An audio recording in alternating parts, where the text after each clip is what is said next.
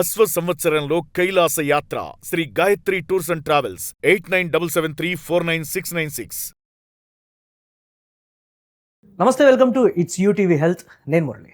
Doctor Sudheer Dhara గారు, founder director of ఇపియాన్, chief of pain medicine, ఈరోజు స్టూడియోలో మనతో సిద్ధంగా ఉన్నారు. వారితో ఒకసారి మాట్లాడదాం. నమస్తే సుధీర్ గారు. నమస్తే అండి. సో ఆర్థోపెడిక్లో సమస్యలకు కొత్తగా వచ్చినటువంటి అడ్వాన్స్డ్ ట్రీట్మెంట్ ఏంటి? అసలు దీనికి సంబంధించి నీస్ అనగానే చాలా వరకు భయం ఉంటుంది.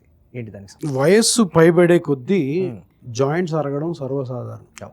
మోకాలు, షోల్డరు, నెక్, ఎల్బోలు, హిప్ జాయింట్, యాంకిల్, ఇది తప్పదు.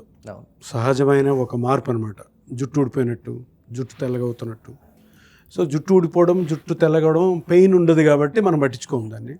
సో మోకాలు అరిగి మోకాలు నొప్పి వస్తుందంటే ప్రతిరోజు పని చేసుకోలేము, చిరకాగ్గా ఉంటుంది కాబట్టి. సో ఇప్పటివరకు ఈ జాయింట్ పెయిన్స్కి ఉన్న ట్రీట్మెంట్ ఇప్పటివరకు అంటే ఒక 15-20 years బ్యాక్ వరకు ఉన్న ట్రీట్మెంట్, ఫస్ట్ పెయిన్ కిల్లర్స్, ఎక్సర్సైజులు, తర్వాత ఆపరేషన్.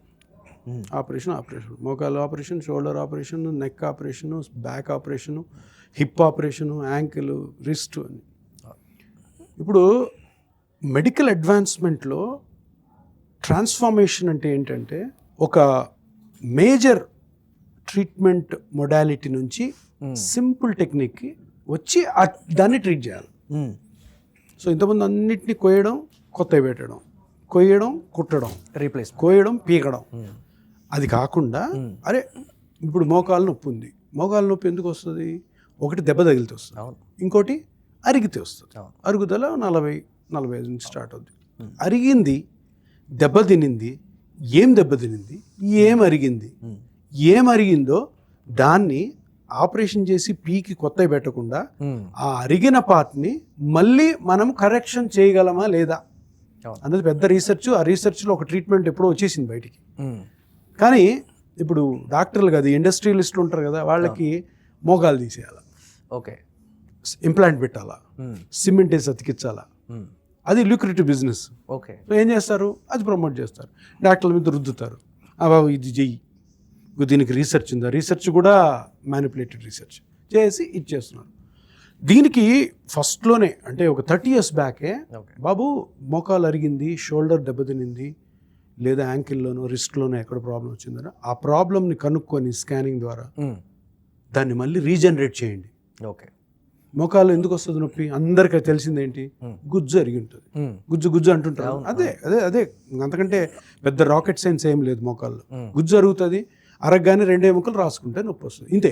దీనికి పెద్దగా మోకాలంతా తీయకుండా ఆ గుజ్జు ఎక్కడ అరిగిందో కనుక్కో, దాన్ని మెజర్ చేయి, దాన్ని రీజనరేట్ చేయి, అంటే దాన్ని మళ్ళీ నార్మల్ చేయి.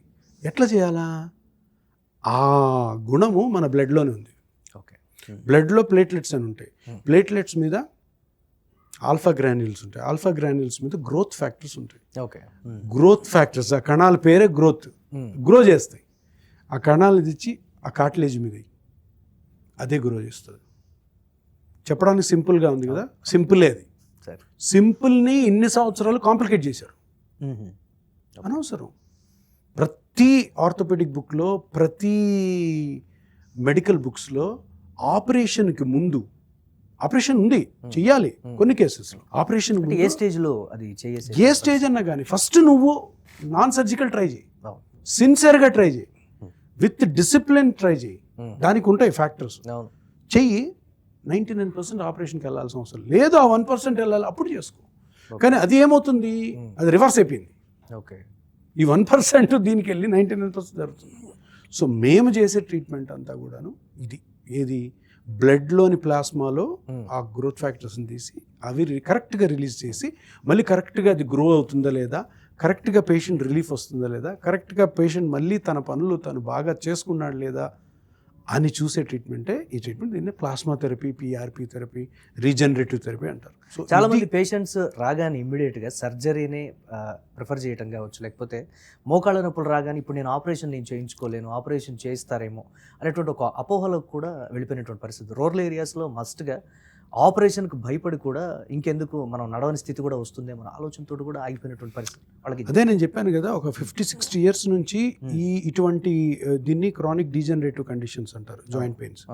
వాటికి అందరి మీద రుద్దింది ఏంటంటే అన్నిటికీ సర్జరీ. ఫైనల్గా సర్జరీ ఇష్టం లేనాడు అట్లే బాధపడుతుంటాడు. అయ్యో సర్జరీ నేను వెళ్ళను, నాకు ఇష్టం లేదు, నా దగ్గర డబ్బులు లేవు, లేదు నేను భరించలేను, నాకు ఈ జబ్బులు ఉన్నాయి కాబట్టి నేను చేయించుకోలేనని అట్లా బాధపడుతుంటారు. ఇప్పుడు బాధపడాల్సిన అవసరమే లేదు.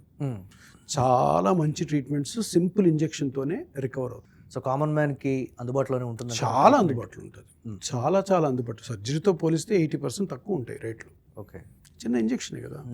సో అది ఇప్పుడు మేమేం చేస్తున్నాం అంటే దీన్ని ప్రొపగాండా చేస్తున్నాం. అరే ఇది ఉంది చూడండి, ఇది 30 సంవత్సరాల ముందే ఉంది, దీన్ని అటకెక్కించినారు, తీసి దుమ్ము దులిపి మేము స్టార్ట్ చేసాము, అందరు యాక్సెప్ట్ చేయండి, చేసుకోండి, no complication, no side effect, చాలా తక్కువ డబ్బులతో. కానీ దాని రూల్స్ అండ్ రెగ్యులేషన్స్ పాటించాలి. ఓకే, అవి చాలా ఇంపార్టెంట్. అండ్ కరెక్ట్ డాక్టర్ చేయాలా, కరెక్ట్ ఐడియా ఉన్న డాక్టర్ చేయాలా, కరెక్ట్గా దాన్ని స్కాన్స్ చేసే డాక్టర్ చేయాలా, స్కాన్స్ చేసి దాన్ని అసెస్ చేసే డాక్టర్ చేయాలా, పేషెంట్ డిసిప్లిన్ వేలో వెళ్ళేటట్టు చూసుకునే డాక్టర్ చేయాలి. రోబోటిక్ నాన్ రోబోటిక్ అనేది ఉన్నటువంటి సిచ్యువేషన్ కదా. దాన్ని రోబోటిక్ అన్నది మనిషి కంటే రోబో ఏమి పెద్ద గొప్ప కాదు, అదొక ఫ్యాన్సీ ఐటెం అంతే కదా. ఇప్పుడు మనం రెస్టారెంట్కి వెళ్తాము, వాడు మామూలుగాను సర్వర్ వచ్చి చేస్తాడు, రోబోతో వస్తే ఏమి రోబో హోటల్స్ ఉన్నాయి చూసారా, చిన్నపిల్లలకి కాసేపు సరదా అది ఒకటిది ఇంకోటికి ఇవ్వడం. సో ఎప్పుడు కూడాను మెడికల్లో సో డాక్టర్ అన్నవాడు డాక్టర్ చెయ్యి అన్నది చాలా చాలా ఇంపార్టెంట్. ఆ స్కిల్ అన్నది డాక్టర్ చేతిలో ఉంటుంది. సో దాన్ని రోబో ఎప్పటికీ రీప్లేస్ చేయలేదు, గుర్తుపెట్టుకోండి. అందరూ తెలుసుకోవాల్సిన విషయం.